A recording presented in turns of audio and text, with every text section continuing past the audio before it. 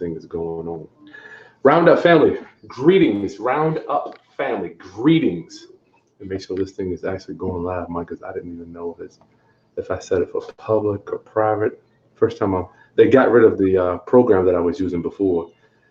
They slammed me. So well, looks like everything's working fine on this end. yeah, I know you and me are good. Let me make sure it's streaming though. Yeah, I think it's streaming. Mike Jacka, Roundup family. I'm Chris Haskins. My name is Chris Haskins. I'm a real estate entrepreneur. My mission, my ministry, is to raise your financial literacy through real estate investing and entrepreneurship.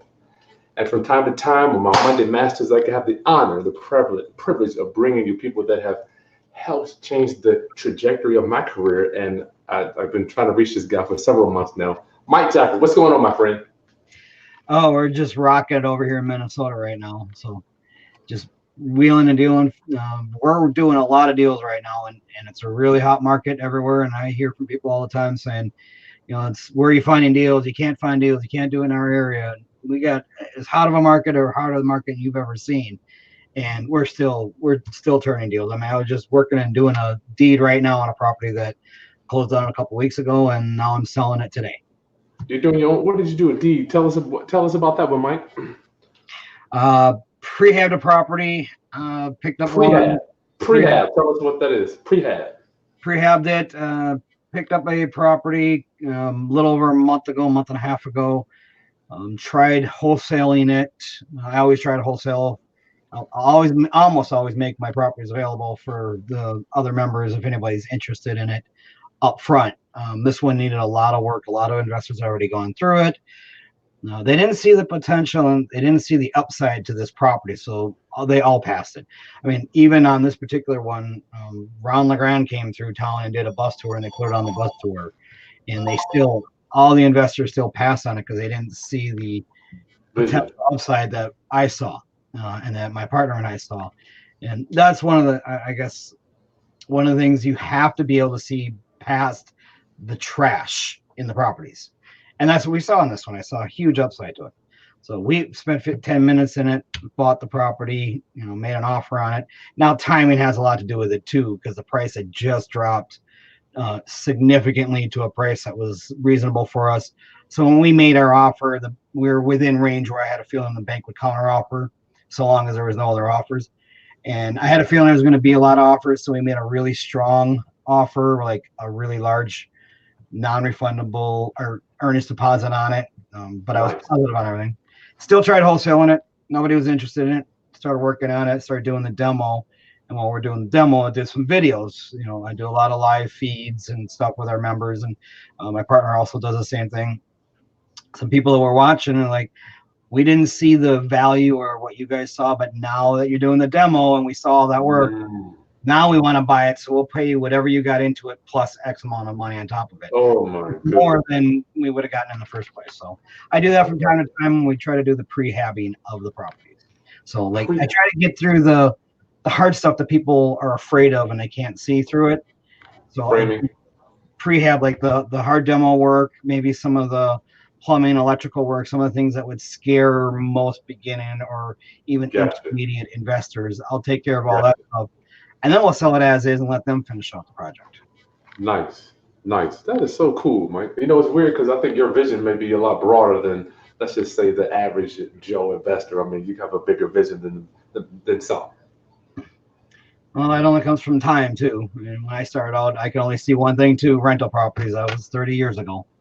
There you go. Yeah, I was going to ask you. I got to introduce. Mike is the president and founder of the REIA out there in Minnesota, the Minnesota REIA. I thought it was the Minneapolis REIA. This is for the whole state. Is that where you're at, Mike? Yeah, that's the Minnesota Real Estate Investors Association. We cover primarily the Twin Cities area, but we got members throughout the state: Rochester, Mankato, Duluth, St. Cloud. Nice. So major cities around the state. So Mike has been doing this business. I don't even know. I tried to read your bio. I was looking at it. When did you get into the game, Mike? 1991, 92. Started out rental property. Went and got my real estate license. Was interested in the investing side of things. And in fact, the reason I got my real estate license, I tried doing the real estate investor thing for about a year or two, was not successful. We didn't have a REIA back then. So I figured my problem was lack of knowledge. So I went and got my real estate license to gain that knowledge. Then I ended up hooking up with an investor who's a cash buyer looking for some cheap, junk or rental properties over in the Minneapolis area. And I became his realtor. And after about a year of finding deals for him, he finally said, why don't you just partner up with me? He says, you got the time, the smarts, the energy to do it. I've got the money. I just don't have everything else you have. Let's just partner up on it. And so that's what we did for about 5 years. I partnered with the guy. Wow. That's where I got my real start. I'm presuming that's kind of where you got your expertise and experience as well. Well, that's where I got the real drive for it, and I realized that most of my fears and they were just misconceptions. They were myths. They were not real. So I found somebody that helped me get over that, and it took a few years, and we did pretty good. We picked up a bunch of properties, wholesaled a couple of them. Mostly what he did is he was a whole buyer and holder.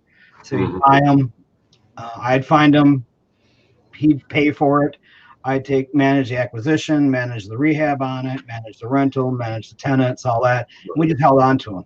And so, we picked up several a year, wholesaled a few here and there. I think we maybe rehabbed in the 5 years, maybe 3 or 4 that we actually rehabbed as rehab projects. Most of just holding on to them. And then 5 years later, I wanted to keep progressing and moving on, and he was comfortable where he was at. So I was like, it's time for us to cut ties.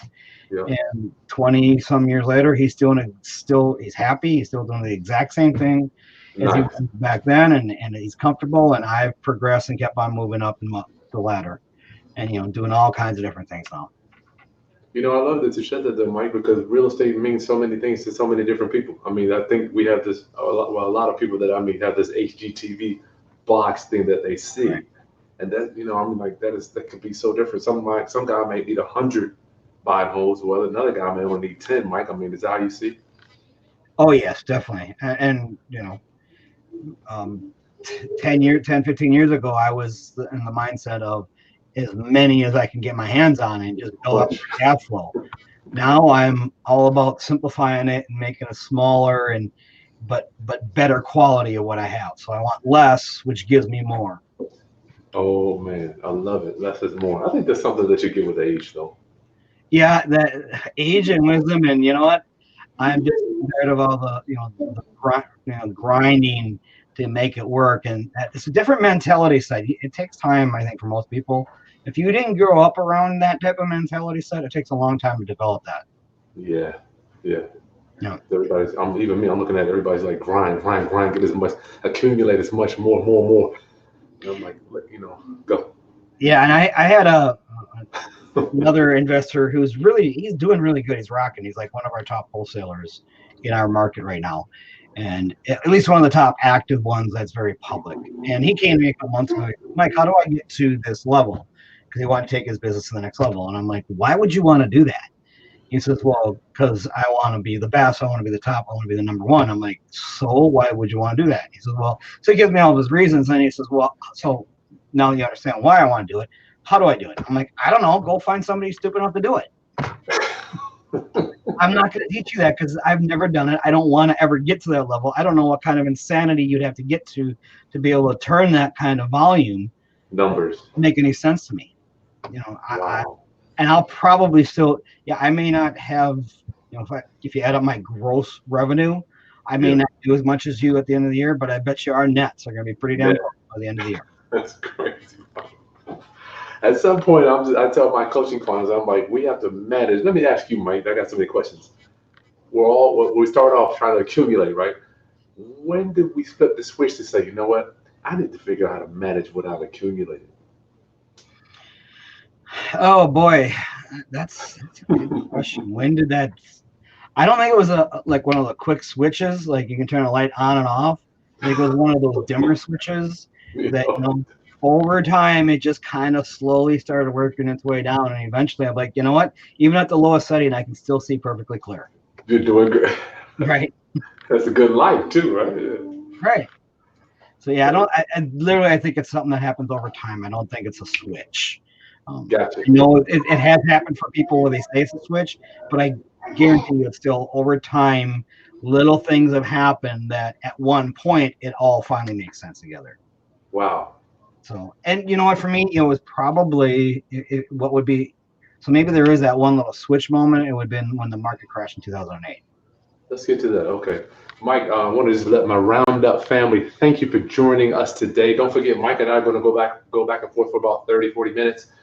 It's going to go by like this, Roundup family, I promise you. And then we're going to get to some questions. Please make sure you get to the questions. Mike, I didn't know you've been in the business since 92. I mean, that is just unbelievable the amount of years that I just imagine what you've seen.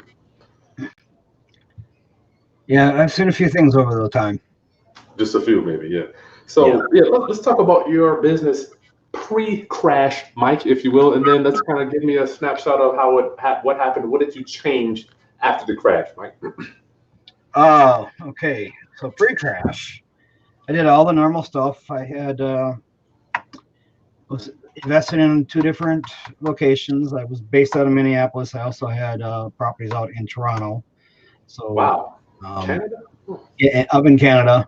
So traveled back and forth. My ex was from Canada, so we went back and we started doing some stuff there. So for many years, I was in both areas. I've also invested in Iowa. I've done one in Iowa, done a couple in Chicago, a few in Wisconsin. So I've had properties spread out over time in different locations. You find the right deal, you get the right people and the right structure, and all that. Okay. But I think the big thing is I was focused on building up the cash flow. I was trying to get more inventory, um, doing whatever I could to build that up. I also had a pretty good need for in cash flow as well. Like I had a need for cash flow. Yeah, I had probably 2006, 2007 timeframe.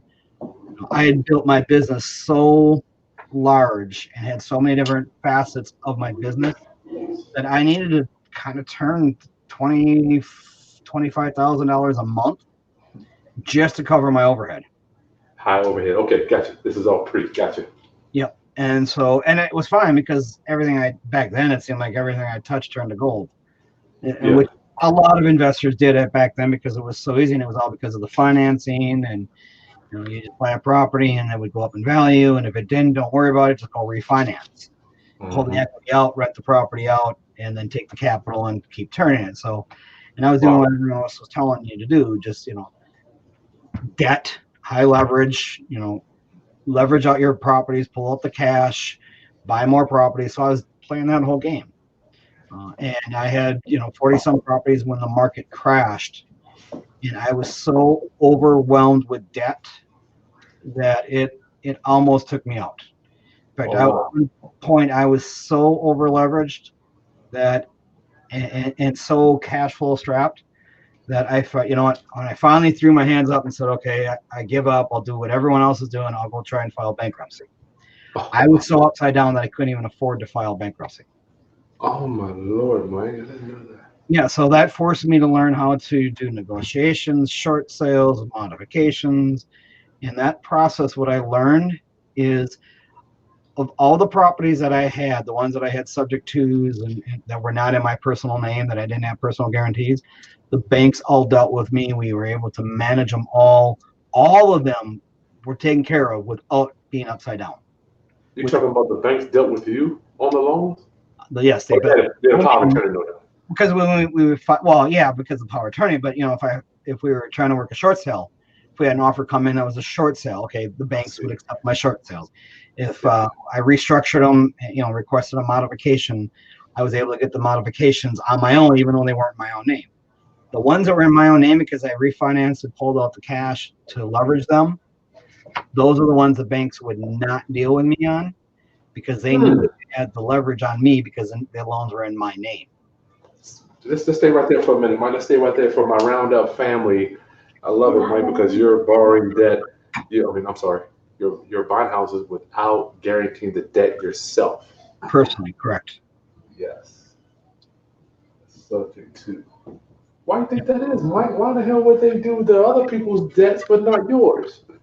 Because they knew that I was not, it wasn't going to affect my credit, so they weren't going to try to hold the gun over my head. they knew they couldn't hold it, over my head in the negotiations. I had the leverage because if I wanted to just walk away, it wasn't affect me anyways. From a credit standpoint. Now at that point, my credit was going shot anyways because, my personal ones they would not deal with me on.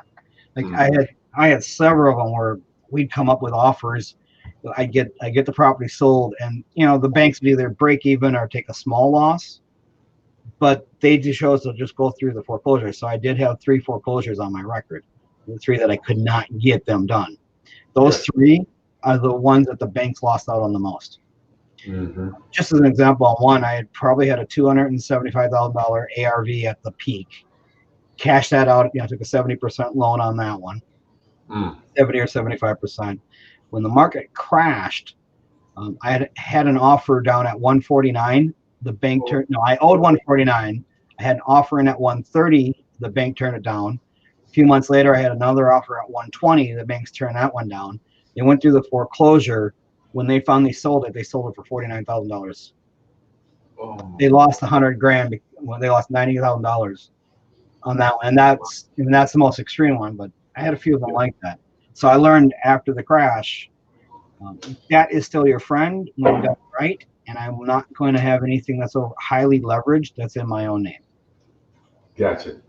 So short sale, lease options, private financing, those are all my game plans now. What do we call it? Lower deck? Can I maybe put on my board here? Lower deck, Mike? Lower leverage, maybe? Lower leverage? Yes.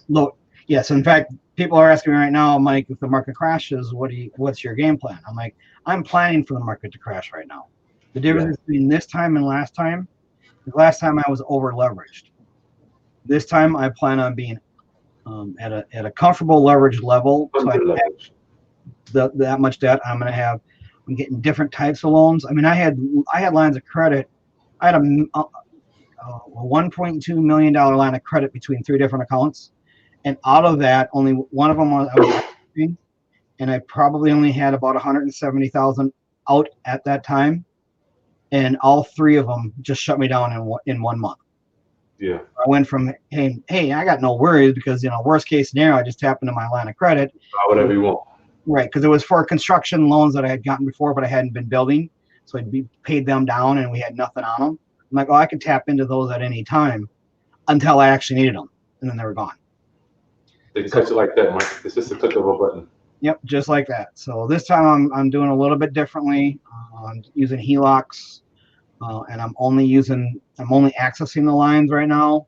See, the HELOC's a little bit different than the lines of credit that I had, because at least they're secured by properties. But it took a while to get the properties built back up after the market crash, where I have that kind of equity again.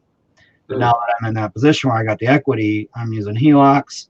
I'm also buying subject twos. I'm also using a lot of private money.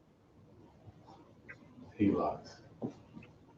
Wow, Mike. I'm just like, I'm picturing me. I was in the game too when the crash. I remember. I'm like, over leveraged. Man, you're over leveraged. What do you do? What do you do? Especially with subject two. If you're buying subject two, it's irrelevant. I mean, I wanted to ask you. Now your mindset. I'm thinking about you at nighttime, stressing out over this stuff back in 08. Now, if a crash comes, it's almost like you welcome the crash, Mike. Is that where you're at? I mean, I'm trying to figure out what you're thinking. Yeah, I'm looking forward to the crash now. I'm excited about it because we're buying right now, but I'm not buying at. You're right, because I'm not over leveraged. I don't have high. I still have overhead, but it's nowhere near what it was back then. Well, let me rephrase that. I'm almost back to the point where I was before then, but I have a totally different business that can handle it now. So cash flow is different. It's not based on the same income needs as before. Gotcha. But I built multiple streams of income out of this. Before I had multiple streams of income, but it was all, the supposed multiple streams of income, because you read all those books. Well, they were all multiple streams of income. They were all from the same source, real estate. Right now, I've branched out a little bit more, and even though it's still around the real estate industry, it's not real estate itself. Now it's about education, it's about the training, and it's also the real estate itself. So I've got multiple streams of income that are more stable. That even if the real estate market crashes, I won't have all my income wiped out overnight, basically, like we did in our market. And it's not going to be like that for everyone, because like, and you're in New York, right? No, I'm in Virginia Beach area. We're in Virginia Beach. Okay. Yep. So, okay, I don't know anybody in that area, but I know people up in like upstate New York. Yes, sir. Because I was just there a couple weeks ago, speaking at one of the REIAs out there, and talking to some of the people that have been around for a while. They didn't see like we saw in Minneapolis, but they also didn't see the increase in value like we saw in Minneapolis. Yeah. So, while some areas like the Minneapolis area, I don't know what your area, but the valuations are going up, and our appreciation is skyrocketing, and it's doing it again. So when that happens, if a market crashes, the higher you went up, then the faster you went up, the faster you're going to come back down. In a lot of areas like the upstate New York area, a lot of the areas in Ohio that I got a lot of friends and investors in there. You got REIAs. I work with a lot of REIAs now. That's one of the biggest changes since 2008 is working with the REIAs. The markets that have not seen that kind of appreciation, they're not going to see a crash either. So I'm expecting a global crash in my market, but when that happens, I'm going to be in a good position where I'm going to be able to start buying up that inventory, because the ones in my market that went from being really successful investors to becoming multimillionaires overnight were the ones that were not over leveraged when the market crashed in 2008, because those are the ones that the banks still wanted to finance. Those are the ones that the private money investors were throwing money at because they had nowhere else to put their money. I'm now back into that position where those guys were 10 years ago. I'm now that guy this time. This over leverage thing, man, we feel so much better. I'm just thinking about myself. I was the same way in 2007. I'm like, I'm not sustainable. I lost 3 houses to foreclosure. I'm like, this is, you don't think about it when you're doing it. A year goes by, 2 years go by. You're like, is this sustainable? Right. We had attorneys, dude. I remember Troy Titus, a big attorney that got like 30 years in jail out here, man. He was literally traveling the East Coast teaching this stuff, Mike. Buy, get negative equity 2 years. I'm sure you heard this. Negative equity 2 years. Property goes up, sell it. Don't even worry about cash flow. I'm like, that's ludicrous, Mike. Yeah, it is. And I was doing the same thing back then because I was listening to everyone else. I mean, I learned my lesson before the market crash. I stopped doing it, but that didn't change anything for me. But yeah, it makes no sense. Buy. I tell people right now, how do you buy? I'm like, buy. In fact, we just had this conversation the other night at a REIA meeting. I'm planning for the market to crash. Wow. I'm conducting my business as if it's not going to. Say that again, Mike. I'm planning for the market to crash. From a debt standpoint, that I'm all set up and ready, and from a cash flow standpoint, I can handle it. But I'm conducting my business as if it'll never crash. Because I don't want to be frozen and not do anything. Because if that was the case, I would have stopped buying 2 years ago. Because I expected the market to crash in 2017. 2 years in, we hasn't crashed. All predictions are it may not crash for another year or two. Even though it's in the back of our mind that it's going to crash. Okay, if it does, great. I'm ready for it. I want it to crash, but I'm going to continue to business as if it's not going to crash, so that it won't get shut off and my business doesn't come to a halt. So you have to be a little more cautious. You can't buy based on negative equity. You can't buy based on future appreciation. So that's the thing that I'm planning on doing right now. Future, yeah, I love it. All right, you talked about private financing. Tell me a little bit about that, my friend. What does it mean to you?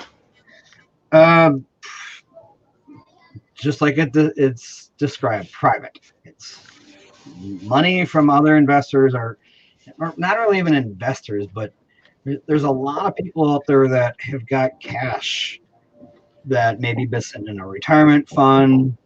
We're starting to see a lot of people now that are starting to pull their funds out of, for a lack of a better term, out from underneath the mattress. Because they got so afraid of what with the financial in the economy 10 years ago, that they just started taking the cash and then basically putting it under a mattress. And now they're like, okay, now I need to start getting a return on this money. Now what do we do with it? So we're getting people both they haven't been investing the money, or it's been sitting in a retirement account that hasn't been doing very much of anything. So now they're like, well, what do we do with that? All right, well, I can borrow that money, pay you an interest rate on it. I can use that to then buy our properties. And that, like that one I was talking about earlier where we're prehabbing it, I use private financing for that. Gotcha.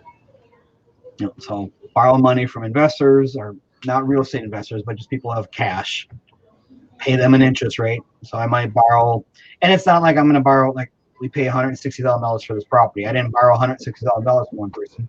Probably about 5 different people combined that we use their funds, because they had 20,000, 40,000, 50,000 available. We pay them an interest rate, and then it's variable on how we work it, and it's whatever your investors are comfortable and what your market is like. So we're getting very competitive rates from the investors right now, or from our private investors, and so we're just turning that. And right now, I really need to turn like 1 or 2 properties a year to cover the interest on it, and then so as long as I can turn 2, I know I got their interest covered, and now anything above that is not profit. So we're over halfway through the year, and now every one I do, I'm not paying any interest on the money that I borrowed for this year, basically. You pay the interest all up front so you calculate them for the whole year? Yeah, well, the way I do it is, like, say somebody's going to say, I got $30,000 to borrow you. All right, well, our note's going to be at $32,846. So Yeah, for the year. And 30, and we owe them 30. So That's sharp. when we do my first couple deals, I put that back in the bank, so I got the exact amount to cover what I need. Now, when you're above that, now that's profit. That's sharp, Mike. I never thought about doing that. We pay when we sell the property, but I'm like, damn, I just pay the whole year. That's a good idea. Round up family, you see, that's why I keep people like this on, Mike. That's sharp. So you're paying for the whole. I love it. So for somebody that's new, Mike, I want to know your thoughts on a newbie using private money as opposed to hard money, like the second-eyes opinion. Go. Well, the challenge with most people with private money in the first place is they don't understand it. They don't get it. I mean, people have beginners ask me all the time, can you give me your private money sources? I'm like, what do you not understand about the term private? That means they're private. I'm not going to tell you, because if I tell you and you find a great deal and you go use their money, when I go to access the funds, the money's gone.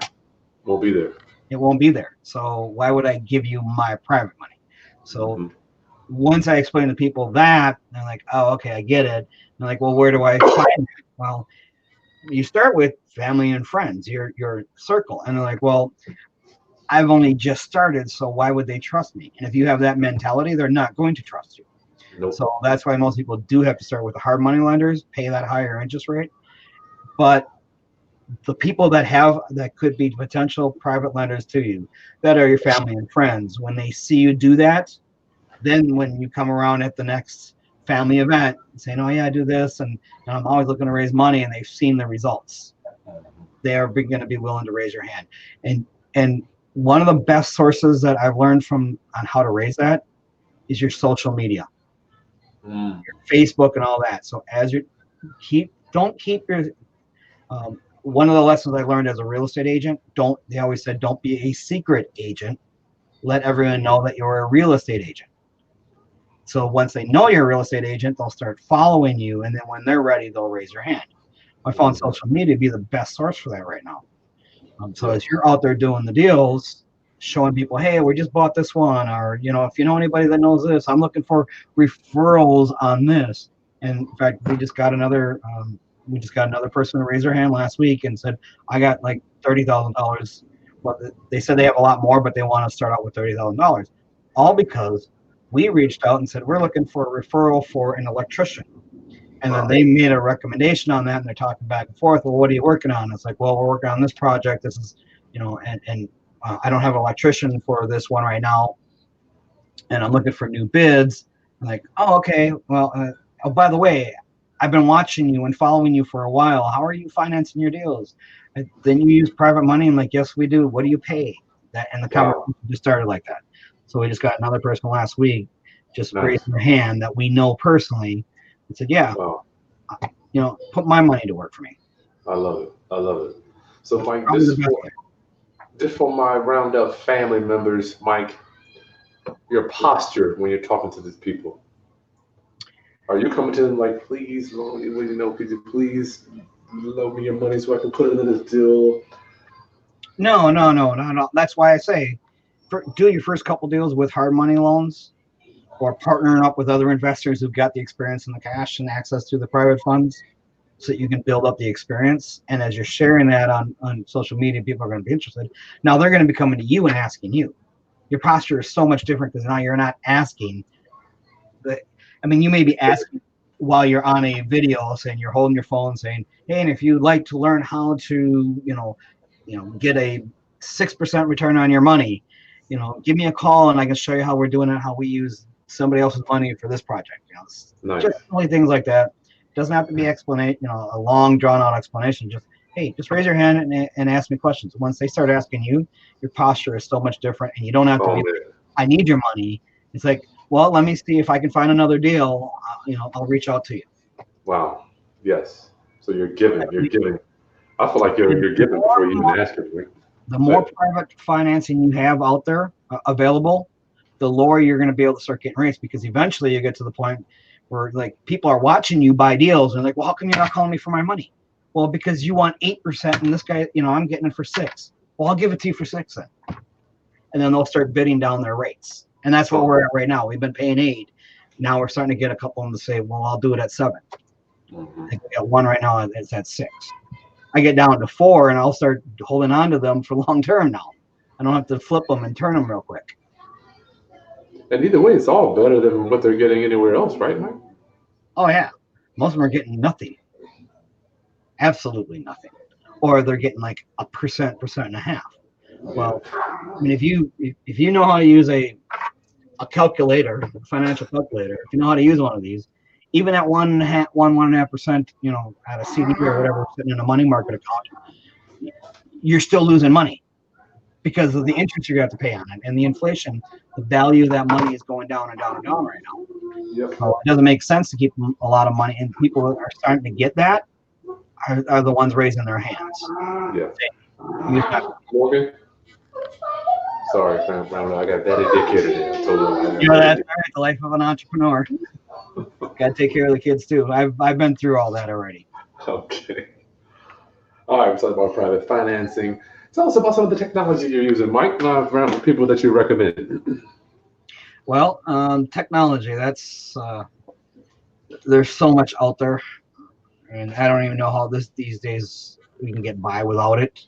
It moves so fast, doesn't it? Yeah, I don't even know how I got by without it for the first 10 years, but we managed. Our technology the first 10 years was called Excel spreadsheets.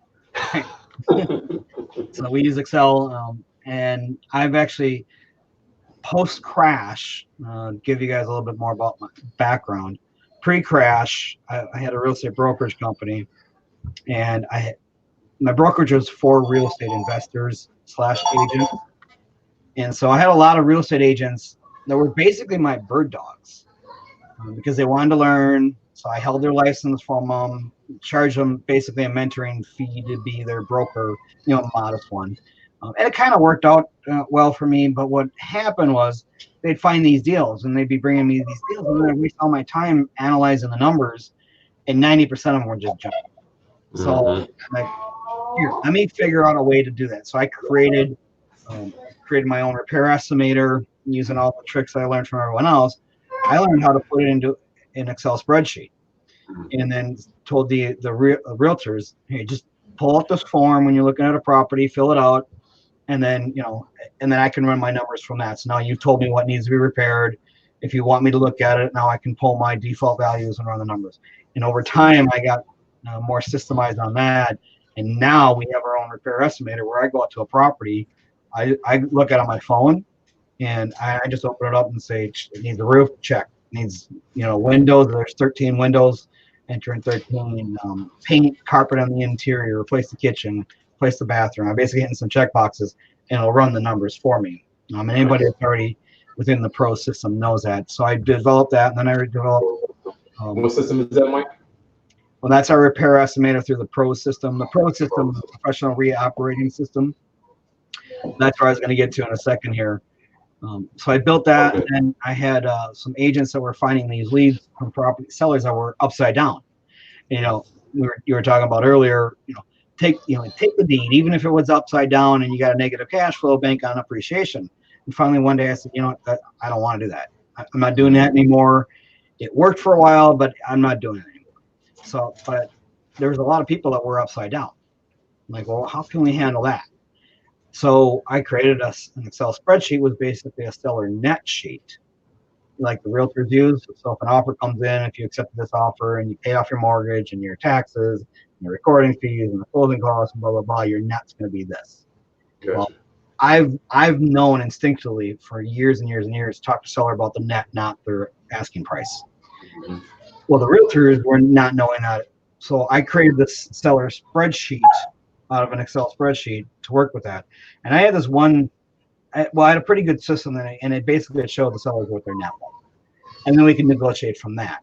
Gotcha. So from that, I built those two systems pre-crash, and that's how I built a really remarkable business that brought in a lot of income and a lot of deals to me because I systemize it, and then people would bring it to me. That saved me so much time.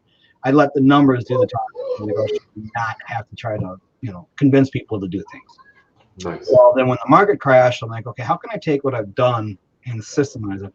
And I wanted to keep our REIA up and running. I had to close down the brokerage, the property management company. Like I said, it was all revolved around the real estate itself. Mm-hmm. But the one thing I had was MNREA, the Real Estate Investors Association. And I wanted to keep that up and running. So I said, how can I do that? There was no systems ever created for it. So I literally, now I got the time on my hands, and I've learned how to create systems for other people to bring stuff to me. I went and created a system for running the REIA, our Real Estate Investors Association, to run all that administrative minutia, the repetitive type of tasks that have to happen all the time. So I built a system to do that, and from that, all the other REIAs around the country start hearing about it from the national speakers that were coming through to REIA. And finally, a couple of them reached out and said, Mike, I want a copy of your system. I'm like, sorry, it's not available.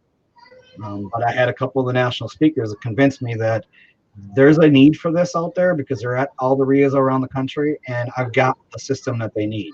Nice. So I built the system, and it's called the PROS, Professional REIA Operating System. Okay. And from there, we've started implementing a lot of the tools that I built for myself and my agents back in the old day. A couple of years ago, after I got the REIA, the Pro system up and running, I reinstituted that and started making it available to the members of the REIAs. So it's part of that for the REIAs. So, and we probably have several people on here that are part of the Pro system and one of the REIAs that's using ours systems. Okay. So, and then I do a lot of training for them as well. Once a month, I do a webinar. In fact, I got one coming up on Wednesday for the REIAs, where I'm going to do a demonstration of those systems for them. Yeah, your system. I tell you, it was just coming to your REIA, man. It was just off the chain when I was there compared to the ones I've been to in Virginia and Northern Virginia. It always runs very smooth, Mike. Yeah, well, thank you. And we've been teaching other REIAs around the country now. We run 60 some REIAs around the country. And we do run New Richmond. I got one in New Richmond, Virginia, that we run theirs. Probably have a few more out in your general area where we run their systems, the back end, the website, and all that stuff. And so through osmosis, we teach them, and I also go out and I speak at these REIAs as well. Mm-hmm. Only the ones on our Pro system. So let's segue into multiple streams. And I know we talk about real estate, but I view you as an entrepreneur, Mike. Multiple streams of income. I know how you're talking about real estate is not just the one. How big is that for you? Oh, that was the biggest lesson I got out of the market crashing was the multiple streams of income, because I did have, like I said, multiple streams of income at that time, but one of those streams of income was not real estate specific. It was an MLM. Mm-hmm. Actually, this particular one is Legal Shield. So through using Legal Shield, there was months where after the market crashed, my biggest income revenue was Legal Shield, and I wasn't touching it. Wow. it was generating, and there was months where it was generating more income than all my other business all combined Holy cow. because everything crashed so much. Well, that stayed flat. Mhm. Like, well, since then I built that sucker back up even more. So that's a pretty significant size of my income right now. Is Cool. the legal shield. I also built the pro system out there, and I do some online internet marketing as well. So I have like 3 other multiple streams of income, and now none of them are enough to quit any one job and just sustain me off of that. But So you're all layering. right, all of them layered, and then if any one industry goes down, I still got 3 other ones that are going to be able to maintain me. I love it. Before, yeah, I had multiple streams of income, but it was all based on one overall industry. So when I love one it. went down, it was like a snowball effect, and they all went down. So that's Mm. the biggest lesson I think I learned out of the 2008 crashes. As an entrepreneur, you need multiple streams of income in different fields to sustain and get through it. Because I don't care what industry you're in, Doesn't matter. there's cycles and there's always bubbles coming. There's an up cycle and a down cycle in every single business, every single industry. I don't care what it is. Mm-hmm. If you got, if you're trying to be really, if you're only just trying to sustain yourself, you can do that in any industry. But if you're trying to grow and accelerate, you need to diversify and get out to other industries as well as an entrepreneur. Entrepreneur. Yep. Thank you, Mike. I love hearing from you, a guy been in the real estate business since the 1990s, talking about multiple streams. It's got to be some validity to that. It's got to be, because everybody thinks that real estate, even for me, when I started, I'm like, I'm going to be a real estate guy to the death. Real Right. estate's going to be nothing.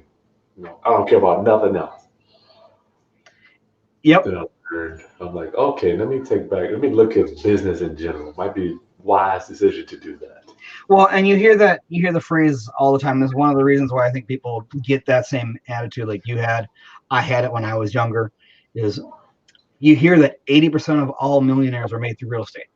Mm. That is kind of a false statement. What do you say? If you listen to Kiyosaki, which a lot of people, you either love him or you think he's a flake, right? But Kiyosaki, I think he dumbs it down to the most basic levels, so it makes it easy for the layperson who's never been into the industry to understand it. But because he brings it down so much, I think it upsets some of the more intellectuals. Too much context, no content. Right. But his whole concept is, and what I've heard him say multiple different times, and now that I've been through it myself, I agree with him. Your income is made through business. Wealth is made through real estate. Health, yeah, health. Right. Well, the wealth is made through real estate. So, and it took me a long time to realize you can still use real estate for both as a business and wealth generation. But the real estate, the business part of it is where the income is made from. Yeah. Okay, so you can use real estate as a business, but it's a business. If you're a rehabber, you're in a business. You're not a real estate investor. If you're a wholesaler, you've got a business. You are not a real estate investor. Not in real You estate. start holding properties at long term based on cash flow and not based on appreciation. Now you're a real estate investor. That's right, Mike. When you watch and you listen to Kiyosaki, and he talks about the cash flow quadrant. That's why the simplicity of what he talks about is so brilliant. Because you can be an employee or a small business person, but that's still business. It isn't until you get over to the other side of the quadrant where you get into the business, where you're the business owner, before you become an investor. And there's that mentality shift and you can become wealthy. You look at Ray Kroc from McDonald's. When he was interviewed at one of the colleges years and years ago, they asked him what business. He asked the college students, "What business do you think I am?" When they're all, hamburgers, of course. Well, no, he was in the real estate business. He just happened to use the McDonald's shops to run the business so he can afford the real estate. That's so crazy how you see that. Kmart and Sears. Okay, if you remember when Sears was Kmart was, everyone thought Kmart was going into bankruptcy. Yeah. But what, late 90s or something like that. Mhm. So if the younger generation might not understand this, but Kmart was going under. They filed bankruptcy. They liquidated everything. And they came out of that, and they were so cash heavy that they bought Sears when Sears announced that they were going to go bankrupt, Wow. because the business of Kmart was suffering because the whole internet was changing things. But Kmart owns so much real estate in the country that once they Wow. got rid of the business part of it, they owned the real estate, became extremely wealthy. And they started Nice. buying up all these other companies. It's crazy. I think you don't see that when it's starting out, Mike. I'm seeing it now too. I'm like, okay, the business generates the cash flow, which I can turn that over to the real estate. It's almost like perfect storm for real estate investors if you got business and real estate. Yeah, and I was listening to another training from, I think they were interviewing one of the Home Depot execs. When Home Depot, I mean, they're different now, but when Home Depot was expanding and growing across the country, so like in the 80s and 90s, they're like, we're not in the real estate business. We own some of the most expensive real estate in the country. What they did is they would buy the real estate, build the business, then sell the real estate and lease it back. Wow. That's how they were able to sustain the business. Like, we're in business. We're not real estate investors. Now they're the investors, because now they've grown to a point where they can become both. But while they were building, they were just building the business. Nice. All right, we talked about that. Oh man, I got so much land trust, Mike. Why do you tell me about that? What's your philosophy and your take? And what is your opinion on land trust? Oh, I will never buy another piece of property for the rest of my life that's not in a land trust. You mean you want to put it in your LLC? With maybe a few exceptions. Oh no, everything still goes in an LLC. I mean, you know, on title. No, not on title. I want the land trust to be on title. It does add a little bit more complication to the whole process, but it makes your life so much better. You can sleep easier at night. You don't have to worry about being a target. Yes. And most people have misconceptions about land trust. I think the problem with land trusts is they're so simple that people don't believe. They want to just make it more The complicated. non-belief part of what land trusts are is why they don't do them, because they're so simple. Yes, they do add a little bit more complication. Like, I'm selling the one property today, and I had to create, because it's in a trust, so I had to create a trustee's deed to sell the property. 5 minutes. Yeah, that took 5 minutes, but I also had to get 2 more documents. I need a certificate of trust and affidavit of trustee. That was it. 2 more documents, but most people never heard of those documents, and they don't really believe that it's that easy, and it is that easy. So the trustee deed, certificate of trust, and affidavit of trustee. I'm making it sound simple. It's a little more complicated than that. Trusts are a beautiful vehicle for owning property, and the biggest thing is the privacy. It keeps your name off of public records, so people can't just go and do an asset search and find out what you own just by searching your name. That's the biggest thing. And when I teach land trusts, I even tell people all the time, look, you can make a land trust a bulletproof entity for owning real estate where nobody can get through that trust and get to you personally. I says, you can do that, but they're extremely expensive in order to create that and maintain that. Maintenance is the thing. Yeah. But there's another entity that already gives us that kind of liability protection, and that's called an LLC. Gotcha. When you said the LLC on public records, yes, it gives us that kind of liability protection, but what it doesn't do is give us the privacy, because you're with an LLC, you have to register with the Secretary of State who the owner is. And no, you cannot go to Nevada or to Delaware or Maryland and get a corporation created there that's going to be private, because if you're going to be doing business in your state, you still have to register that corporation as a foreign entity and disclose who the officers are or the members. They're going to get you. You'll get that. So the way I teach trusts and the way I teach people and talk about them is just think of it strictly for privacy. You'll still have the LLC as the beneficiary, so if they get through the trust, you now still have all that liability protection that you're going to get your LLC. But no, your LLC or your personal name is not on public records, so nobody can go on public records and just do a quick search to find out what you own. That's the beauty of land trusts. And I'll give you, if you want, a quick story on how this. Yeah, Mike, you got the floor. This is the unforeseen things that people don't understand about land trust. You don't know until you don't know. You don't know until it's there. Right. Go back to my partner that I told you I had in the early 90s. the one who's still in business. He had during the early to mid 2000s, he had a couple heart attacks. Oh man. All because what happened was in our market, Minnesota was one of those first ones where the equity stripping laws came through. And both of us at the time were buying properties subject to, and then sell them on lease with the option to buy. Okay, well, sometimes people would buy the properties from the sellers and then sell them back to them on sweat equity. Right? Well, my old partner and I were not doing that, but a lot of other investors were. Well, because I learned the trust, I put all my stuff in the land trust. He didn't. He thought the LLC was all he needed because that's what everyone told him. And so he had them all in his LLCs. He had like he had an LLC, couple LLCs and a corporation. He had all wrapped up in that.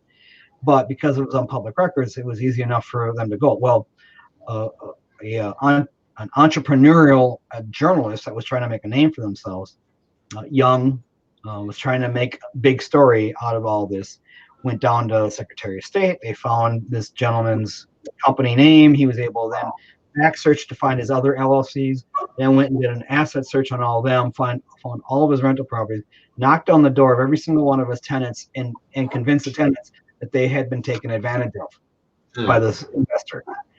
So now all the tenants are calling him saying, well, what are you doing? This is all illegal. And you scammed me and all this stuff. And like, no, he didn't do any of that stuff. But this journalist was trying to get a story. So he was telling the tenants, well, you must have been taken advantage of because this guy is doing all this stuff and it's illegal. Well, he wasn't doing any of the illegal stuff. Right. Well, I was doing the exact same things and I had properties right next to his. Wow. I never got looked into. He did. I even went and called the Attorney General office because I knew somebody that worked for him at the time. And I says, is this person being investigated? It's like, yeah, his name came across our desk, like just like yours and everyone else's did. We looked at him. You guys aren't doing anything wrong. You don't nothing to worry about. Well, that journalist wrote 3 front page stories and named that investor. And so he had 3 heart attacks and stopped his business for about 2 years because of all that. Because he didn't have them in trust. Those are the unforeseen things. When you don't know, you don't know. You don't know until it's too late, right? Yep. That's why after that experience, and I've seen a few other experiences, not quite that dramatic, but I've seen a few other ones where the trusts have really, if they would have had them in trust, they would not have had the problem that they had. So I just won't do it anymore. Round Up Family, are you listening to that? Mike, I've been preaching this stuff, for the highest of my voice that I can, or the top of the mountains. Use land trust, and it's really not that complicated, and it's not that expensive to do. But now you're saying it since 1992. When did you find out about trust, Mike? Obviously, you weren't born knowing what trusts were. I think the first time I heard them was in the late 90s, early 2000s through Lou Brown and Ron LeGrand and those guys, Bill Browncheck. And I literally had to go through all 3 of them. So I had to hear it 3 times before I would believe it. Could be 7 times. It sounded too good to be true. And it is one of those things that, but they're complicated to understand. They're not complicated to do. They're just complicated to understand. Yeah, the moving parts. Yeah, gotcha. Yeah. Easy to do, hard to understand. I would say, we would say hard. It's just what word we use? A little challenging to understand. Yeah, challenging to understand. Yep, that's a good one. Round Up Family, put your questions in here. I'm getting ready to do questions with Mike Jacka. Thank you for joining us today and hanging out with the founder, president of the Minnesota REIA, Mike Jacka. Thank you. 2 more things and we'll get to questions. Favorite exit strategy, Mike, and why? Favorite exit strategy. 2 favorite exit strategies: wholesaling and lease option sweat equity programs. Wholesaling, I just love helping other people find deals. It's not the money that I get out of it, but it's when I can put together a great deal for somebody else and watch their excitement and watch their growth and watch their success because of it. So for me, that's huge. Now, you talking about high equity stuff here, or this is wholesaling across the board, wholesaling sub 2? Across the board. Okay, wholesaling. I don't care if I make $1,000 on it or if I make $50,000. I like watching the excitement of the people who are buying the deals because I mean, most of the people that I'm wholesaling to are in that beginner phase anyway. So that might be a little bit different for me where I'm wholesaling to the beginners. People ask me all the time, Mike, will you mentor me? I don't do mentoring programs. I don't do that anymore. I do training and I wholesale deals. And when I wholesale you a deal, obviously I'm going to be helping you because I want you to be successful. So I'm basically going to be your mentor by you buying a deal for me. You know, and whether I make $1,000 or $2,000 or I make $20,000, I'm going to be there to help you because I want to see you succeed. Right. Okay. So, and maybe because of my position and me running the REIA, that might have a little bit more to do with it. But outside of that, that lease option with a sweat equity program is sweat equity. Called sweat equity. Because what I do is I find a lot of deals, and I'll pick them up like subject to on a property that needs a lot of work, a lot of renovation, a lot of updating. But they're livable, but not, they might need $40,000, $50,000, $60,000 in updating because they haven't been updated since the 1970s. But they're livable, they're functional. They just need to be updated. So they're not going to sell for, like say we got an ARV of 250. Well, they won't sell for 250 right now because of their current condition. They haven't been updated. They've got to update the electric, the plumbing, put in new water heaters, new furnaces and air conditioning units, paint the exterior, all new windows, the roofs, and that kind of stuff. Usually I'll update the kitchens and the bathrooms, but they're still functional as is. There's a lot of investors out there who are looking for, or I shouldn't say investors, there's a lot of contractors, handymen, people who are capable of doing the work themselves that have built up some, their income again, but they haven't fixed their credit yet, or they don't have the down payment. And they're looking for an opportunity to buy something and build up their own equity. So I sell them on a sweat equity program. And so I pick them up on maybe a subject to, and I'll sell it to them lease with the option to buy. And then help them build up their equity on that and then let them buy later on. That's my favorite. Mike, could we call that an ugly lease option? You could call it that. My favorite deal. Ugly lease. I call it the ugly LO. That might be what we call it internally, but my marketing and advertising is sweat equity. But yeah, I hear you. I advertise it as build sweat equity. And then no bank qualifying owner financing possible, build sweat equity, call for more details. Gotcha. So the advertising is sweat equity / is that rent to own kind of sort of too? Yes. Because I'm typically going to give it, unless they have a lot of money for down payment, I'm typically going to sell it to them on a lease with the option to buy. If they got a significant down payment, then I'll give them a contract for deed. Yeah. And quite often what I'll do with them is, it tells me if they're really serious or not, if they want to do the work. Some of the stuff that they want to do, they want to pull permits on. Well, they're going to need a contract. So I'm like, all right, you do X amount of work, you do this and this and this, and we get up to what would be the equivalent of a 10% down payment, then I'll convert it into a contract for deeds so that you can pull the permits with the city. That's sharp, Mike. I like that one. So you're letting them do the work. So you're foregoing the down payment perhaps sometimes for someone that will pay for the repairs? Yes. I like, wow, that's sharp. Never thought about doing that. So you're looking for the cash flow, no doubt, in a situation like that. Yep. Okay. All right. Mikey Sharp, man. I got that. Last thing, cold weather, Mike. Just give me a quick thing. You're in Minnesota. My friends used to call it Minnesota.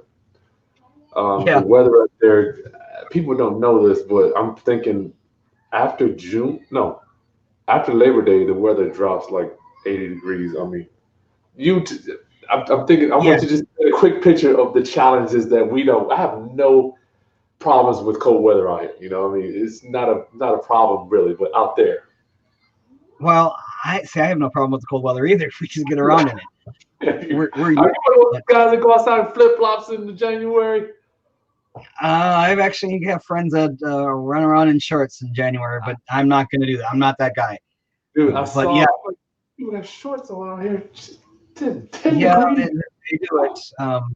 They're a little tougher than I am. But yeah, right now the weather is beautiful. I mean, probably the best state to be in right now is Minnesota. Yeah. Mm-hmm. Green, luscious. We're in the 80s, 90s. Gets humid, but not tropical humid. So, no bugs up there either. I don't see too many mosquitoes. Yes, there is right now. The bugs are incredibly bad right now. Oh, they are? Okay. I went there when I was They there. are really mosquitoes and the flies and the gnats right now because of the humidity. So Okay. yeah, we get them too. It's not like, it's not a desert out here. Good. There's a lot of bugs and mosquitoes. Minnesota's state bird is the mosquito. So you do have to put up with that. But at least mosquitoes you can deal with because of spray and stuff. But then come fall, it turns into beautiful, beautiful, crisp days, where you get into the 60s for highs and the 40s for the lows. But then once it starts turning cold and it starts snowing, yeah, it's typical to have 10, 20 below zero weather and a foot of snow on the ground. That's when it gets cold. If you don't have heat in your vehicle, you're going to be struggling. I want to talk about the challenges with real estate investors, though. I want to know, because for me, out here, pipes, I mean, okay, we're talking about, I know when it gets cold, you can't even cut siding, Mike, when it gets below a certain temperature. I mean, go ahead. Correct. So the two things that really don't, the one thing that really doesn't happen is siding in the winter, because of the fact you just talked about there, and painting. So siding is going to be the worst. You can do roofs. We do a lot of roofs in the winter, but they're slow, tedious process in the winter months. You need those sunny days, and you can only work, for a few hours in the day. But everything else still gets done. So like we still do our rehabs in the winter, and if we sell a property in the winter, we escrow. So we get bids for the siding or the paint or the roof or whatever it needs to be done for exterior stuff, and we escrow for that. Gotcha. And that'll get done in spring when the weather comes up. But that doesn't happen very often. We have to do that. But yeah, we just escrow for that kind of stuff. Properties have to be winterized if they're vacant. We have to winterize them. And that's one of the biggest challenges if you're looking at vacant properties in the winter, like bank REOs. You can't test the water because it's been winterized. So they shut the water off. But what they do is they come through and they put antifreeze in all the toilets and the sinks and the water heaters and everything else where water can be held. As long as you winterize it though, and you've got antifreeze and all that, and you drain the whole lines, it's fine. The pipes aren't going to burst. It's the ones that are not winterized that are going to give you the problem. So it's not a big deal. I mean, but I do know a lot of people, they say, well, the winter slows things down because of the winter months. I actually am more productive in the winter. Most real estate agents are more productive in the winter. Properties sell all year round, not because of the weather, but because people need to move. So they still sell in the winter. That has nothing to do with it. Just the only couple challenges we have is, we can't do paint and siding in the exterior on the winter. Roofs can be done, but they're hit or miss. They're slower, and most of the roofing crews have gone down south come summer or wintertime. They're going already. Yeah, well, we have a lot of the Mexican crews up here. Legal, legit, not illegal immigrants. But we have a lot of legal ones that come up here just for the summer months, just to do roofing work. And nobody else wants to do it, and so the market gets flooded with that. The other thing is when there's a lot of storms down south, then a lot of the crews from up north will go down south during the winter months and help up on that insurance work that's been happening down in the summer, or that happened during the summer, and they'll go down in the winter months and do it down there because the weather's warmer. So we're talking about this slowing down on exterior siding, paint, and roofing work. So it's not that. No, everything else. Okay, but then you have to worry about the water lines being winterized. Installing water, I mean, are you mindful of it, or you don't even? I'm just thinking you gotta have inside some type of heat inside, because the vacant house you're renovating there's no heat in there. Banks have learned their lessons in Minnesota. They all winterize the properties. They turn the water off, but they keep the electric and the heat on. Gotcha. Because you can't show a property without the heat. It's the ones that people own and are like inherited properties. They don't think about these things, and so they don't do anything with them. Right. And even frozen pipes, I don't care. In fact, I hope to see them. If I can tell the water's been turned off, I'm going to get a bigger discount on it. Yep. It's water. I've had them flooding houses. You just dry them out, tear out the sheetrock, and replace it. We're gonna have them. Can you let the dogs out, please? Excuse me, Mike. One second. You let the dogs out. You can have a snack, yes. Go ahead. Mike, last thing. What does being an entrepreneur mean to you, my friend? Uh, that's an interesting question. It's a mindset. In fact, just talking to somebody yesterday about we had our annual picnic yesterday for our REIA members. Yeah, I saw those pictures over there. Yeah, and the conversation came up yesterday where we're sitting there and like, sometimes I wonder why I do all this. I struggle. I work, sun up to sun down. I work weekends. I do all this stuff. But I go look at properties and I'm talking to sellers and they got 10 kids and only one of the spouses work and they got a 65-inch TV and they just went and bought a brand new $50,000 truck and it's like they can qualify for the truck. There's no way they should be able to, but they can qualify because they have a job. But as an entrepreneur, I can't qualify for that thing, or my interest rate is going to be so high. Like, what am I missing here? And I'm like, it's a struggle. It's a different thing. The difference is we're building a cash flow system for ourselves that is not dependent on somebody else for our own income. And we're building for our future. Their future is based on the system. And think about it. You told me that like you wanted to look at the property on Sunday today, and you couldn't because the seller was at work. And instead you're here at a picnic because you can take the time off. And if I wasn't here, I'd be working. I'm like, but that was your choice. Can they come to this day? No, they have to work. That's what an entrepreneur means to me is the ability for that freedom. Yes, it's a struggle at times, because you are responsible for your own and are liable for your own income and your own livelihood. Yeah. But you get it, and that mindset is right. You have that freedom and flexibility that for your future. It's like they say, if you'll do today what others won't do, you'll be able to do for the rest of your life, but they'll never be able to do. Yeah, I was going to ask you about that. So you got that down. I'm presuming you've already been living the life of doing what others don't want to do. I am, and if anybody that follows me, you'll see the way I live my life is I live it on a motorcycle. I saw that. And I travel all over the country on my motorcycle. And I probably already got more miles on the bike this summer than most people will put on an entire. Yeah. Favorite book that you're reading right now, Mike? Then I get to the questions. Roundup family, get your questions over here on the side. Favorite book? I just read Fake by Robert Kiyosaki. I saw that one. Yeah, it's I really liked it.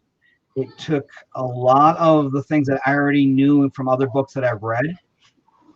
And he's not trying to say that people are fake. It's just what they're teaching you.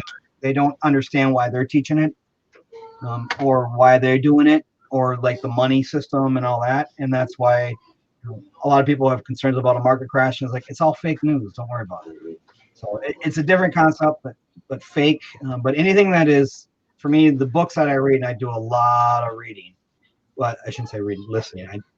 I listen to books on Audible. I don't have a lot of time to read. I'm not a fan of reading, but I do a lot of reading your book. I like anything that talks about finances and money right now, so I can understand what's going on with the economy, which is one of the reasons why I'm actually looking forward to a crash, because now that I understand it, I'm not afraid of it. Last time when the crash happened, I didn't understand it. So I not only was I afraid of it, I was paralyzed when it happened. This time it's a totally different story. Yeah. Right. Worry. I'm like, those are the types of books I'm listening to right now. Is the financial ones and the multiple streams of income and understanding how the whole economy and society work. Those are my things right now that I'm listening to. But if you want to talk about, some of the real estate ones, one of my all-time favorites is The One Thing by Gary Keller.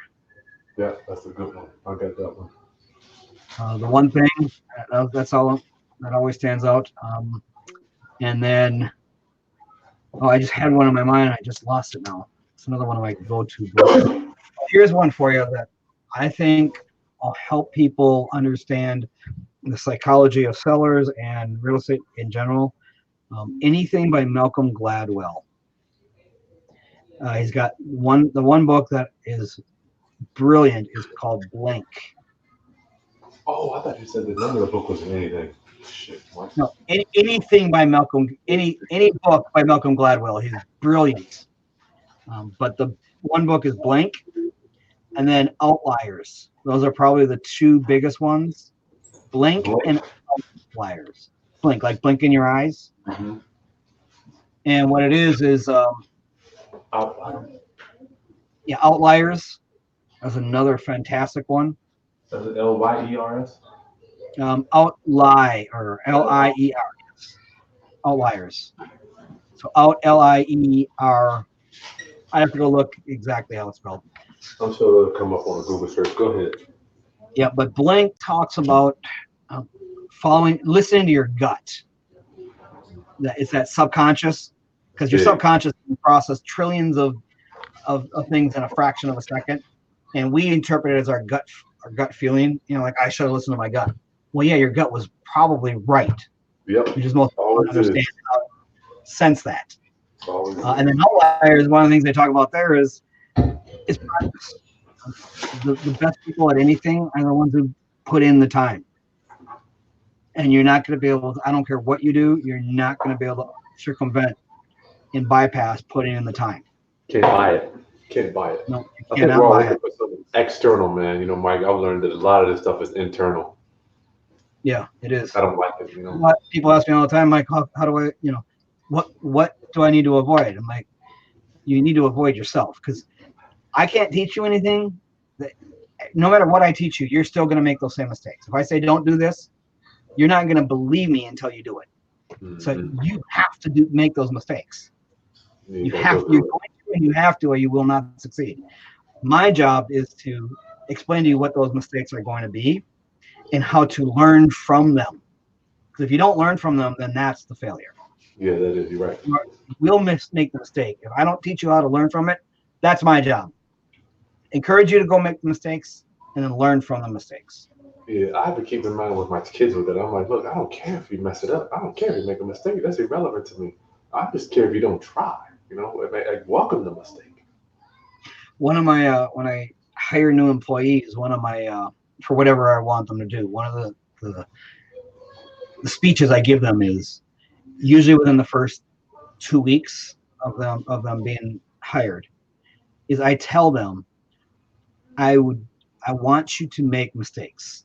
Don't be afraid to not make a mistake. I don't want to walk into your office and find you sitting there and find out, well, why didn't you do this? Well, because I didn't know what to do and I was waiting for an answer. No, just figure it out, go make the mistake. Because if you're not willing to make a mistake, you're not willing to learn. It means you're not willing to work for me. I would rather you make a mistake. I will never get mad at you for making a mistake. I will get mad at you for not doing it because you were afraid to make a mistake. Not trying, that's right. So long as you don't cost me thousands of dollars, I won't get mad at you. Okay, round up family. Mike Jacka. Let's get to some Q&A. Mike, a few more minutes. Robel All right. Caltiso wants to know. Mike. We're talking about private money, which is one of my favorite topics. Mike, everything you like, ugly lease options, private money, a land trust, man. You're just talking my language, my friend. You borrow from 5 different people for private capital. Are you giving them unsecured notes or secured notes back to them, Mike? Both. Depends on the scenario and who I'm dealing with. But like, I think you're referencing this property that I did. I 4 or 5, I think was the number. Those I have a pool of people that we have unsecured notes, and they lend us the money at 1-year terms. You got a relationship with these people, no doubt. Already got a relationship. But most of them, when they first start with us, they want secured notes. Yeah. So that'll be the first time. And then, so usually they'll want a secured note. And then if they don't have a large enough pool or pocket of money, I can't give them a first position note. And so they understand. But that's why I said, work with hard money lenders. I do have 2 private investors that I've used over the years that I do notes, but they've got enough capital that if I need $200,000, but I'm in a higher price market too. I mean, my average note is $150,000 to $200,000, and that's just for acquisition. So I only got 2 of them that I'll do that to, and when they're putting up that kind of large sum, they want a note. But the smaller ones, they they originally want a note, but I can't give it to them because they don't have enough to be in first position. That's why I said work with hard money lenders and other private lenders where you can do that. And as you're showing that stuff on social media, they're going to see your success. That's when they'll come to you and say, you know, and friend of mine, she just told me the other day, she's like, I just got a call from somebody out, we're in Minnesota, because she does the exact same thing as I do. From out, I think she said Green Bay or something like that. Says they literally wanted to just drive out there and pick up a cashier's check, and I'm like, really? Just drive out there and pick up a cashier's check? Like, yeah, that's how. I don't even know these people. They just been following me on Facebook, and they've watched me do all these deals that I've been doing. Now they just want to give me the money. It was only $25,000, but they want her to just drive out there, pick up a cashier's check, and just bring out a note. I'm like, what should I do? I'm like, well, do it. Yeah, I do that too. That's cool. All right, you got that one down. You could do, Mike, I don't want to get too deep in fractionalization on your notes. I mean, you could do that and kind of make it, if they needed it first. I mean, you could do something to make it work, or put it in second position. I don't know. Yeah, no, I don't get involved in all that stuff, because otherwise then what you have to do is you have to create an LLC and then have all of them invest in the LLC, so that they have a note from the LLC, but then they're all members of the LLC, and then the LLC provides the note. That's the only way you can get multiples into on a first. So you can do things like that, but just go prove yourself by using hard money, pay that higher interest rate with hard money, and let you do like I'm saying, and you're going to start getting people to say, here, just take my money. But you can piece them together. You could do hard money on the first, and then you could bring in. Yeah, but now they're in a second position, and a third position, and a fourth, unless you do all pull them together. And you can't pull them together on one note without having a securities license. So then you have to do an LLC or a corporation or something like that, and then have them all buy stocks into it. It can be done. It gets complicated. All right. So, hey, James, where you guys coming? Please make sure you put your state in here or your city if we don't know what city you're at. James Lewis, do you suggest some wholesaling as well to build up capital, Mike? Absolutely. Yes. And in fact, that's one of the things that I teach people is, if your biggest challenge right now is you don't have capital, or you don't have, let's say you do have a decent credit, and you don't even have enough for a down payment, because unless you lie to the lenders and say you're going to be an owner occupant, you're going to be coming down with more than 3 or 5% down. So you're going to need a little bit of capital for a down payment, especially if you're like hard money lenders. Majority of the hard money lenders, you're not going to find the old true traditional hard money lenders anymore, where they will loan 100% of the acquisition and 100% of the rehab without having any experience. You can still get it, but you got to have experience. So most of them, what they want right now, they'll lend to you even if you have bad credit, so long as you have enough capital down payment. And I got one of ours doesn't even require down payment anymore, but he requires like 10% of the total project in liquid cash. So he'll finance 100% of the acquisition and 100% of the rehab, so long as you have 10% of the whole project. So if you got to borrow 110 and you need 40 for the rehab, you got to have $15,000 sitting there in cash that they know that they can see, and it's provable and verifiable. So yes, do a couple wholesale deals and build up that capital so that you can now go to the hard money lender and say, okay, now I want to do the rehab, and here's my proof of funds that I have capital available so that I can pay the payment. And the biggest thing that they want is they know that most beginning investors are going to screw something up. And I still screw it up more than they originally planned on, because they're going to, they're going to try to do a little bit better, or they're going to take a little bit longer, or they're going to make a mistake with a contractor, or they miss something in the initial repair budget. They want you to have some capital there so that you can take care of those things that happen. So that the hard money lender doesn't have to take the property back from you. Do you go over budget, Mike? I mean, I know I do all the time. Oh yeah. Gotcha. I go over budget. I also come in under budget too. Oh wow. That's pretty good. James wants to know, can you recommend any good self-start courses? I guess he just went over some good books there, James. Yeah, as far as the courses, they're just about any course out there you find is going to be a good self-starter. And that's what they're all kind of designed and geared towards is self-starting. So, I mean, I know investors that literally got their start by going to the library and finding real estate investing books and got their start from that for free. And I've Start. also seen people spend hundreds of thousands of dollars on these training, mentoring, coaching programs where you get all the courses in the world and still never done anything. It's Mm. really up to you to get out there and get started. Biggest thing is attend your local REIA meetings, and even if it's a 2 hour drive. I've got actually she's out your way. Every time I'm at a REIA out in the East Coast, from Florida up to probably Maryland, Robin she's Thompson. hitting that REIA and follow me at all these different REIAs. And every time I talk to her, she's like, well, she's like, well, I'm a Mike Jacka fan, but she's hitting her local REIA is 2 hours away, and she's still going to those. Oh But wow. 4 hours or 6 hours for me and several other investors where she follows that are like, I want to hear you and I want to sit down, I want to learn from you. So, Nice. and I hear people say, well, I would go to a REIA, but it's a 45-minute drive. Are you kidding me? I'm like, and I got people driving hours, half a Wow. day to see me. Mike, you the truth.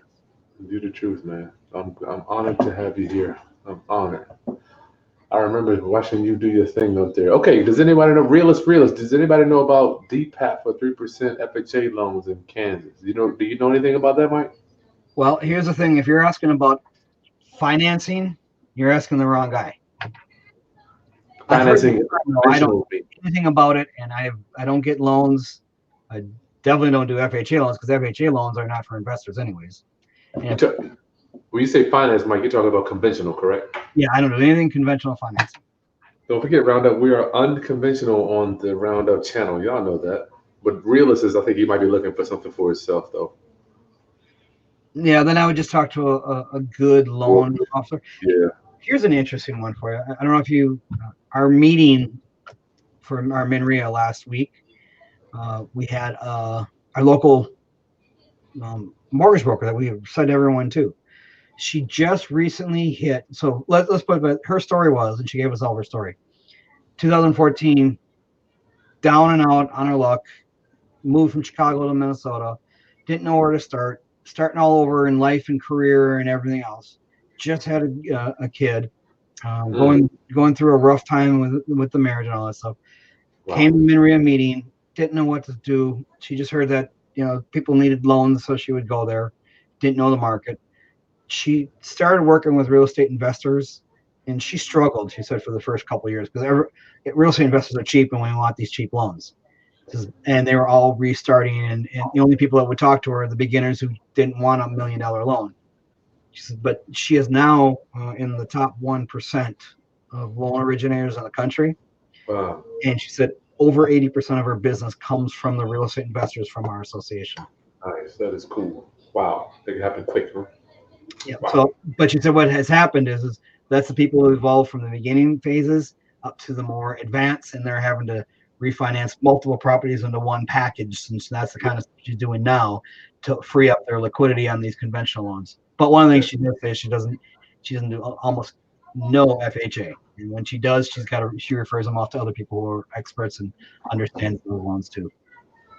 Realist, thank you so much for your love offering. We are here to serve you, my friend. Thank you so much. Let's see if we got some message.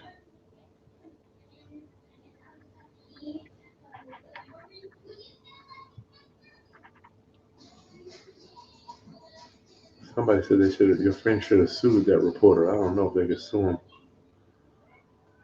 No, there's nothing anyone is going to ever do about that. It's freedom of speech. They weren't telling them that they were taken advantage of, but they were asking them questions. Do you think you might have been taken advantage of?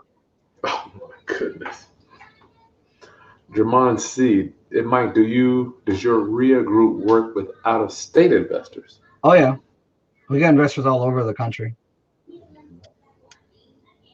And I'll put your, I guess you have a Facebook handle you want us to, for my audience, my supporters to know. We'll put that on the video Yeah, if description. you want, it's just Mike Jacka. I think it's just Mike Jacka 1. Well, let's see your name down here anyway.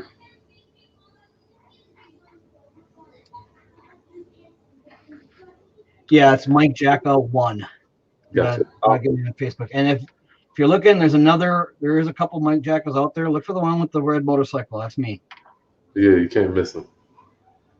Using 1K, is it possible to start with that effectively to grab some education? Oh yeah. Of course, you can 1,000 for education. Yes. And there again, gets back into the wholesaling game that we were talking about. I tell people a lot of times, get out there, just get a couple properties under contract. And like, well, I don't know the next step. Well, don't worry about the next step. Just Doesn't find a happen. motivated seller, get the property on, and even if you can't get the property under contract, call somebody like me, and I'll either partner with you or I'll pay you for the lead. And I pay people, depending on the quality of the lead or the scenario, anywhere from $500 to $2,000. So typically, I'm going to pay people about $1,000. If you just give me a lead, I'll give you $1,000 for the lead. Or if you want to work it and you want to do all the work, then I'll partner with you and then we'll wholesale it. I'm not going to put up the money, but we'll split the profits on it. And then you take that profit and you put that aside and you put it towards your education. Every time you do another deal, and that's how I got started. I went probably 5 or 6 years before I even did my first training course. Like I said, I started working with another investor. He put up all the money. So all my education was from him. And that's when Nice. I finally said, okay, I want to start learning this other stuff. What I did at that point is I went to a class. It was Ron LeGrand back then. I went to one of his training classes. He taught me wholesaling. I'm like, you can't do wholesaling. Nobody who's going to give me $5,000 when I'm spending 6 months renovating the property and I'm only making $12,000 to $15,000. Why would I get $5,000 from anybody? I didn't believe it. But I said, I'm going to go back and I'm going to prove him wrong. And I couldn't prove him wrong. The first property I got under contract, put the for sale sign in it, and within a week I had it sold in wholesale. I'm like, oh, Wow. I believe this guy. So I took over the next probably 3 or 4 years. I kept taking parts of my profit and just putting it into a educational fund, and everything he did. And I bet you over about a 10-year period, I spent over $100,000 on my education, from buying the courses, going to the trainings, paying for all that stuff. But it was all out of my profits from the stuff that I learned. Gotcha. Start small and go big. That's Bridget mentioned Ron. I'm actually going to quick start. My second quick start on Wednesday, man. I just go. Oh, yeah. I'm like, you can't. I just love hanging out with hanging out with one of the richest dudes, and I don't know what his net worth is. It's got to be pretty significant. Yeah, and I know it is. And I've been in a mastermind group with him for a long time, so yeah, I know. Really. Yeah. I'm just saying, I just enjoy hanging out, watching his mannerisms, the words he uses, his facial reflexes. I mean, dude, you can just watching him talk, you can learn so much. Yes, and I think I've got a lot of mine from him as well. In fact, we were in a mastermind group a year or two ago, and I remember there was somebody brand new who'd been in real estate for a long time, and Ron and I are going back and forth, and at the end of the day, like, I cannot believe you went toe to toe with Ron LeGrand. I'm like, he's a and he's a super nice guy. Yeah, he's confident in what he does, so he's going to stand his ground. But I'm also confident in what I do because I've learned from him, so I'm going to stand my ground too. And then at the end of the day, we're still going to be able to have a drink together and be friends. Good. Nice. And that's the only way we learn, is by challenging ourselves. You're right. Trader for Profits. Hello. See, Mr. Land Trust info in there. Work. Does the LLC need to go in the land trust, or does the land trust go in the LLC? Mike, you ahead. The LLC becomes a beneficiary of the land trust. There you go. So everything I do has been in a land trust, but there's a beneficiary. That's who's going to, for lack of a better term, the owner of the trust. We're just not technically the owner, but they're the beneficiary. But I have that be the LLC, not me personally. And that way the LLC or the corporation has that liability protection that I personally do not have. So would you say that the beneficiary would be the one that benefits from the trust, Mike? Yes. That's the whole definition of beneficiary. They benefit from the proceeds and the losses of the trust. Yeah. Losses could be depreciation or whatever. Yeah, and the accountant doesn't even know about the trust. I mean, flows right through. Flow through entity. Hey, David, what's up, my friend? Looking for private money to buy a few houses. That's good. Who do I recommend? Oh, I'm going to let Mike take this. When you say private money, I recommend somebody privately.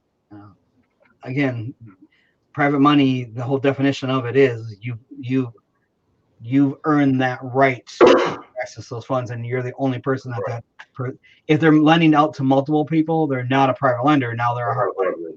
Mm. So as far as hard money lenders or financing options, in New York City, I know there's one. There might even be two different REIAs in the New York City area. I Sure. don't know who they are. You'll have to look them up.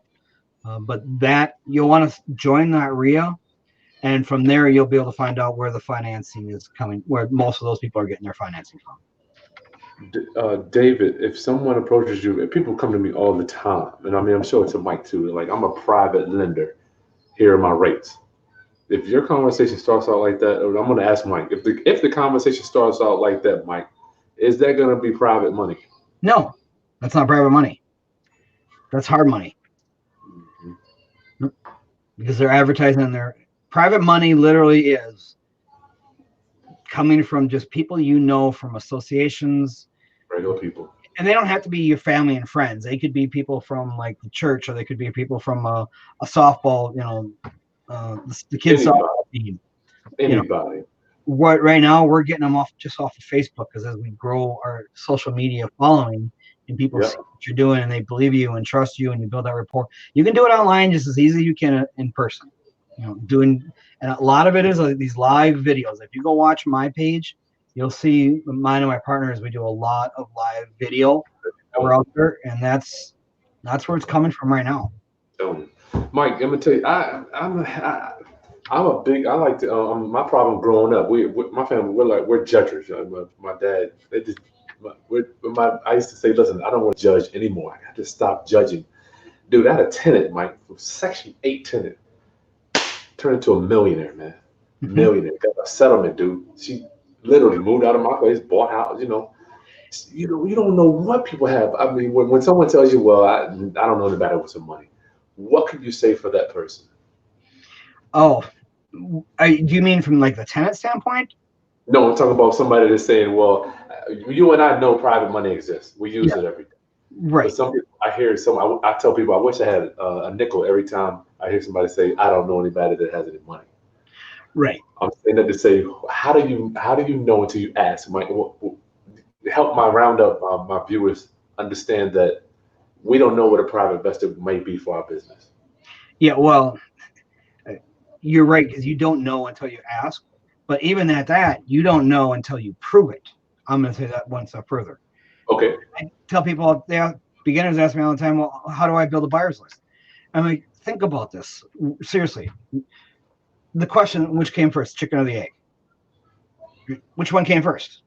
Yeah. Same question when it comes to a buyer. How do you build a buyer's list? Well, how are you going to find the real buyers until you have a property to offer them? Well, how am I going to offer them a property if I don't have a buyer? Gotcha. Well, you're never going to answer that question. But here's the reality of it is, and the same thing that you just said, if somebody came up and said, hey, I'm a private lender and here's my rates, that's not a private lender. That's a hard money lender. If somebody came up to you and said, hey, I'm a buyer and here's what I'm looking to buy, you know what they are? They're a wholesaler. They're not a buyer. The real buyers at the REIA meetings do not mention it. They're like, I'm a buyer. That's what I am, Well, I shouldn't say. At some point, some of them do. I mean, I got a couple of buyers that will stand up in the meeting and like, because we do a has and want session, which goes about 30 minutes long, where we just pass around the microphone, and they'll stand up like, yeah, I have a 3-bedroom, 2-bath over so and so, and I'm asking such and such amount for it. Okay. Here's my phone number. Well, then we'll have a couple of them say, and I'm also a lender, or I'm a buyer, and so they'll say that. Well, they've got some credibility too. They've been around for a while. But most, generally speaking, you snuck into my REIA meeting and watch what's going on in that has and want session of our meeting. There's going to be a group of investors in the back of the room that you've never seen before. Even if you've seen them and you've talked to them, you have no clue that they're a hard money lender, or that they're a serious buyer and they're a cash buyer. And what they're doing is they're listening to who's got deals out there. And so if you might have gone up to them in the networking session and said, hey, I'm a wholesaler. I want to put you on my buyer's list. They're not going to give you your name and number. Like, yeah, no, I just pick up a few properties here and there. If you got something, give me a call. Well, what are you looking for? Oh, I don't know, whatever. I'm always looking for a deal. That's what you're going to hear. Well, everyone says that. But what they're doing is they're waiting for you to say, I've got a 3-bedroom, 2-bath over in Columbia Heights. The ARV is 250, and I got under contract at 175. I'm looking 5 for a wholesale in it. That person is not only writing down your number, he's texting you at that moment saying, here's my name and number. And he's coming up and tapping you on the shoulder and said, let's go back and talk on that. Let's do it. You're doing the deal right then and there. That's the buyer. That's what you need. That's right. I'm thinking buyers are buying. They're not out talking. I just don't have time to be talking. When it comes to private lenders, you just don't know until you have. And that's why I said, we've been doing these videos. And you know what you can do? And I've actually been teaching a couple people to do this lately. Go to other people's properties that they're doing work on, offer to help for free. Wow. Go on, offer to help for free. And then say, do you mind if I go on live and show people on my social media what we're doing? Wow. And get on there and say, hey, I just want to show you guys we're working on a project. You don't have to say you're the owner. You don't have to say you're there helping somebody out for free. Wow. I want to show you what we're doing and walk around and talk about the things you're doing on the property. You know, and I just want to share with you guys. Have a great day. Just simple little things like that. Don't ask for the money. Don't do any of that. The people will start following you. Then when you start asking for the money, then like, okay, now I can help you. That's sharp, man. I like that, Mike. Hey, James Lewis, thank you for your love offering, my friend. Thank you so much. Thank you. He wants to know, with $1,000, can you find, put under contract, and sell? I've heard Chris say you can get a place under contract for $500 sometimes. I'm going to say if I ever spend $500 on a property, that'd be too much. Are we talking about the earnest money, Mike? Is that what other than if I'm looking at bank REOs. Oh yeah, he's not going to do that though. On a bank REO, I'm 10%. For example, a bank REO, I just put down a $40,000 earnest check. Yeah. Outside of that, my earnest checks are $10. There you go. You know, so yeah, I can definitely sell a property and make $5,000 on it for less than $500. I'm going to do it for what I'll probably typically be into it is, let's just use a comfortable number for some people. Some people are like, okay, I'm not comfortable with $10. I'll give the seller $100. Fine. Yes. Right. So $100 for the earnest deposit, and maybe $150 for an O&E, a quick title search. So you're into it for $250. That'd be about max for me. Yeah. And you don't have to do that. I mean, that's something you do, Mike, because you want to do it. I mean, do you have to do the title search? I always do a title search, period, no matter what. You always did it from the beginning, or you do it now? I always do it now. That's what I I'm don't saying. think I started that way in the beginning, but I always do it now, and I would recommend you do it now because of title. And I don't know what you guys are running into, but we're running into a lot of title problems these days that'll kill a deal at the last minute. But I want the title problems because those are where the deals are at. Once you get to a little bit more advanced level, the real money in real estate is in title problems. There's people like me, like Chris, and at your REIA, there's somebody there that knows how to handle title problems, right? And we're specialists at that. That's who you can wholesale them to. But if you try to wholesale a property and you haven't looked at the title yet, the deals fall apart at the closing because nobody did a preliminary title search on them. So I want to know up front, one, that if there is a title problem that I have to deal with, if there is it something I can deal with? Because there's certain types of issues that come up that I got one buyer that I know will buy from me, and he's the only buyer under that scenario because he's the only one that knows how to deal with them. He pays me at the end. He doesn't pay me today. He pays me at the end. Nice. If he gets the deal done. Well, I now know that it's got that particular problem. I'm going to give it to that guy. The same thing. There's certain things that I do that people come to me because they know I'll do it. And if I can get it done, I'll pay you at the end. Mm-hmm. Antoine, you've been trying to email me, no response. I'm at Chris Buys Houses, my friend. Just shoot me an email. I need a little time to get back to you, but I promise you I will. Or you can get me at the Call Me For app. Roundup family, this has been unbelievable. Mike, while we're getting ready to check out of here, give me your final thoughts on people that want to get started, get cranking up in their real estate investing business, my friend. Get out there, just get out, find the motivated sellers. That's the most important thing, is find a motivated seller. And I think your number one goal is you have to learn what a truly motivated seller is. So that would need to be, do your research on that, figure that out. You're going to know until you hit that first truly motivated seller, you really won't understand it. But if you go through enough people, you'll finally get to that motivated seller. Once you find that motivated seller, the rest of it is easy. It's as simple as a phone call. If you don't know what to do next, you call other investors. You call me, you call Chris, you call the local people at your REIA. Get out there and don't miss a REIA meeting. Those are the two things. Get out there, find a motivated seller, because you can, once you got a motivated seller, you can figure out how to make a deal happen. And you can even ask them, how can I help you? When a truly motivated seller will even tell you how to make it happen. How can I help you? Figure it out. But you got all those other resources out there, and people. That's the biggest things right now is the deals are hard to find. They're out there. There's a ton of them out there. Get good at, and eventually you'll figure out how to make them, how to do them yourself. But in the meantime, you can wholesale them off. You can bird dog them or whatever.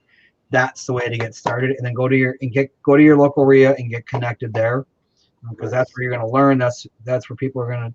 You're going to learn what's going on in your market. You're going to know what areas are working in your market, what areas to focus on, what the real true buyers in your market are looking for. That's where you're going to find them, is at your local REIA. Mike Jacka, president, founder of the Minnesota Real Estate Investors Association. Mike, thank you so much, my friend. Thank you, Chris. This has been a pleasure.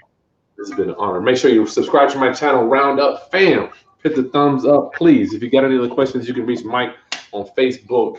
And just put them in the description below, and we'll get them answered. Okay, Mike, that's all I got for you. Awesome. Thanks. See you soon.